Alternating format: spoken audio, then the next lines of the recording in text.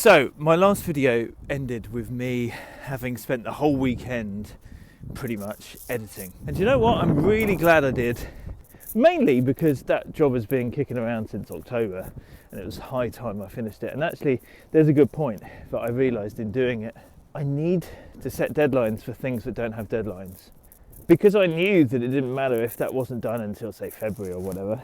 My hair's going to look terrible in this. I just kind of could put it on the back burner and concentrate on other things. But actually, in spending all of Saturday and Sunday working on it, I focused.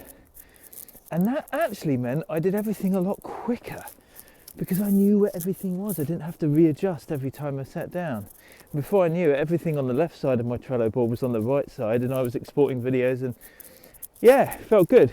So I have started this week with the intention of being a lot more focused on particular projects. I've got about 10 projects on the go at the moment, but ultimately I think I need to decide, or I know I need to decide at the beginning of the day, right, I am working on this.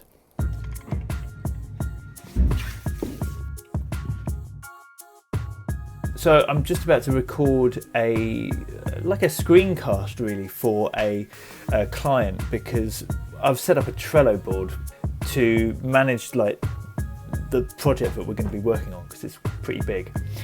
But they've never used it before, and so I figured the easiest way is just to spend 2 minutes like doing a screencast.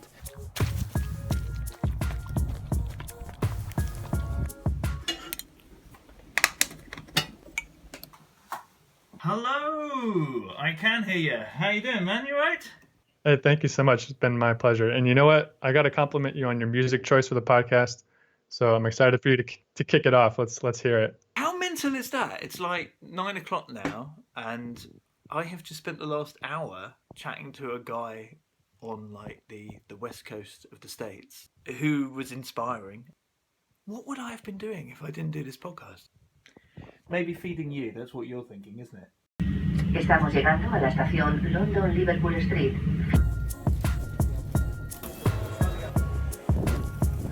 It is so cold and wet. I think it was snowing when I left where we live, but in London it's just raining. But a pint with friends is worth it, right?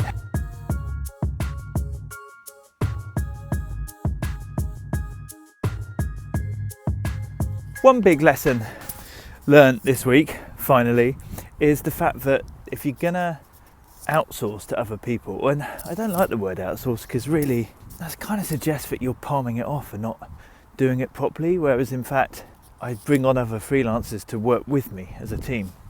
So whatever that phrase would be, when I'm bringing on other people to work with me, I really need to consider, is this person the right person for this particular project and like the creative vision that I have for it? Because the temptation is to work with a freelancer that you always work with, that you have a good relationship, who always does great work, yada, yada, yada. But that doesn't mean they're necessarily right. This week, I've been working on a design project, infographics and things, where I've been using the designer that I always use. And we were having loads of revisions and it wasn't going well. And then I realised this simply isn't this designer's style. This doesn't suit them. And so I went and found another designer and it has worked perfectly. And it isn't my original designer's fault, it's my fault. It's my fault for not realising. And it just ends up causing stress for me, it causes stress for them. Neither of us enjoy what's happening. The lesson I've learnt for myself anyway is that just because you always work with the same people doesn't mean you should. You should always on each project think, is this person right for this project? And if they're not, go and get somebody else. Because actually you end up not doing yourself any favour or them any favour, and ultimately your client no favour either. On the plus side, it now means that I have 2 awesome designers to work with.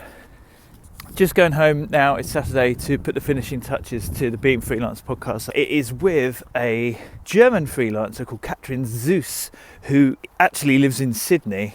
A really interesting chat with her. She likes working with startups, and we ended up drawing parallels between startup life and freelance life. She views herself as a startup. Well, it's all about testing and iterating, working with clients enables you a pool of feedback, which is great. It's about reinventing yourself and seeing new trends appearing and never stop learning, and it's an ongoing process. It never ends, like a startup. Yeah, I'll let you have a listen to it. There'll be a link around here somewhere.